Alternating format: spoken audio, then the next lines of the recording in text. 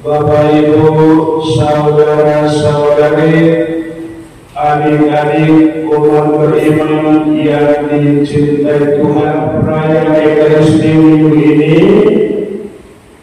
kita merayakan perayaan Ekaristi minggu Advent yang kedua. Pertama-tama saya mengajak Bapak Ibu, saudara-saudari untuk melihat dulu lingkaran Advent kita. Ada berapa lilin? 4. Lilin pertama warna apa? Kedua ungu. Minggu pertama itu temanya tentang apa? Tema minggu pertama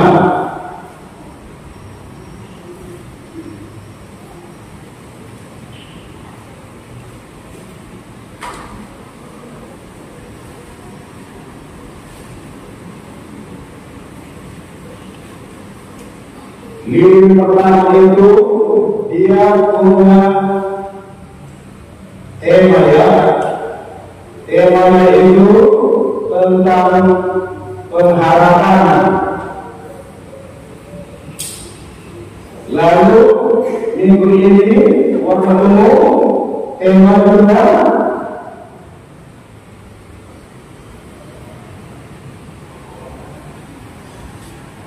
kata anggota pertobatan.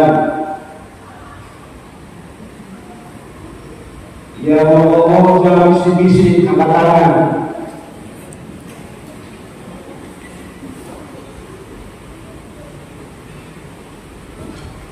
Ya, saya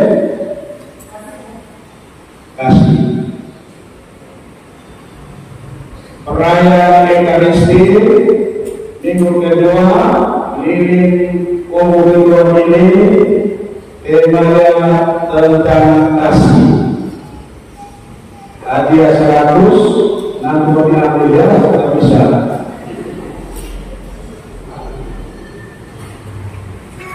Bapak Ibu, saudara-saudari, dalam firman Tuhan pada misa minggu kedua Advent ini, kita sebagai anak-anak Allah diberikan pencerahan oleh firman Tuhan dalam nubuat Nabi baru bahasa pertama minggu ini. Kita diberikan pencerahan bahwa kita sebagai putra-putri Allah diminta untuk menanggapi kasih Allah yang besar kepada manusia. Karena kasih Allah yang besar kepada manusia, maka Allah dengan rela memberikan putra tunggalnya Yesus Kristus yang datang sebagai Mesias, datang sebagai seorang raja. Dia datang untuk menuntun kita. Dia datang untuk memimpin kita supaya kita dimampukan untuk berjalan sebagai beriman, berjalan sebagai putra-putri Allah. Baru dalam baca pertama minggu ini, dia memberikan penyebutan kepada bangsa Israel yang mengalami pembuangan di Mesir. Baru menyampaikan suara Allah, mengajak kaum beriman untuk membuang jauh-jauh sikap sedih dan sikap duka,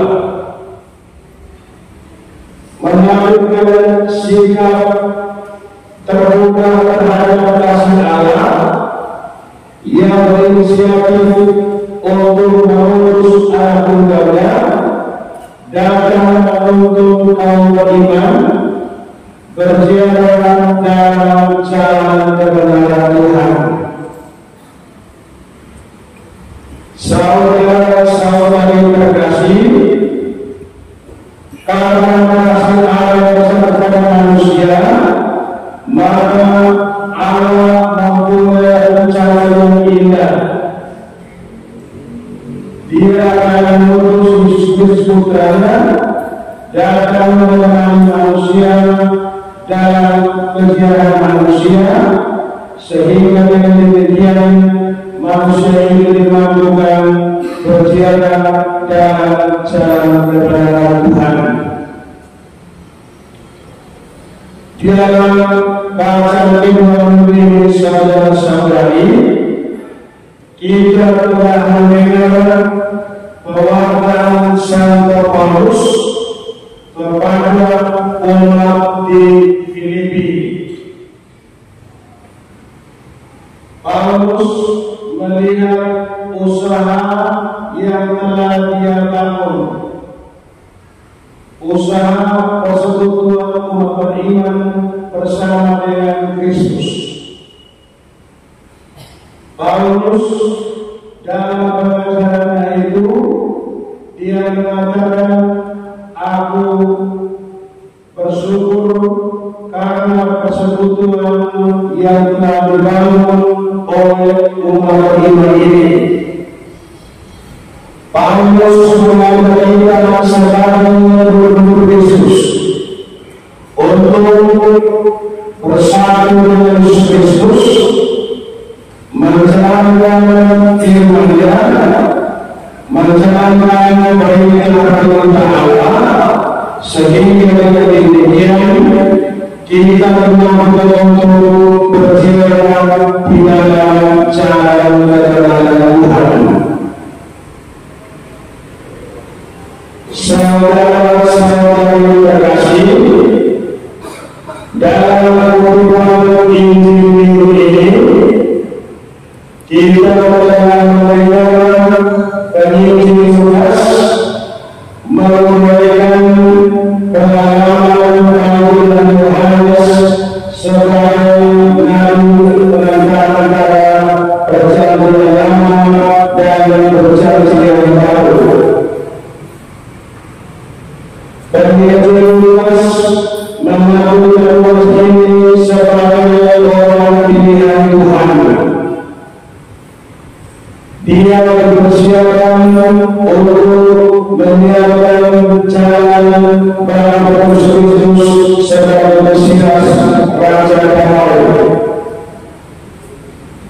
Dalam perkataan itu, Yohanes nabi ini dia melakukan pertobatan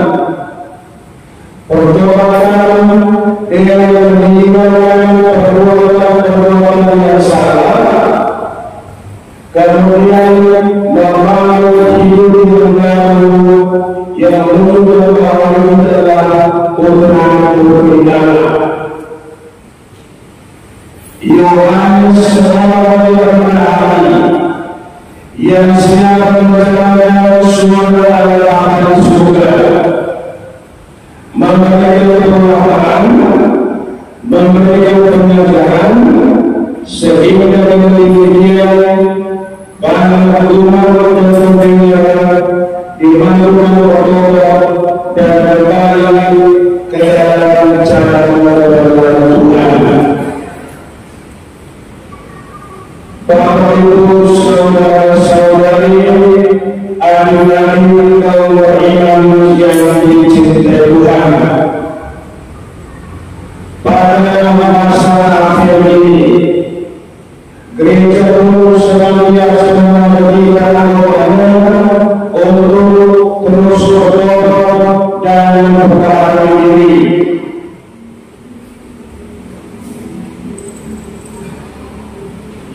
Sudah menjadi kebiasaan bahwa menjelang Natal Paskah di setiap gedung itu asnada sampai bola ada orang yang sudah rutin untuk menjalankan sakramen ini. Ada yang bilang tidak mau mengaku dosa kalau Romo Guru atau Romo Franky, terserah. Ketika Anda menjumpai iman, di situ Allah hadir, Allah bersemayam. Gunakan media ini sebagai cara untuk membersihkan diri, sehingga kita dimampukan untuk berjiarah dan kelak menikmati rahmat dan kemuliaan Tuhan. Kita berdoa semoga Tuhan menyertai kita kini dan sepanjang masa.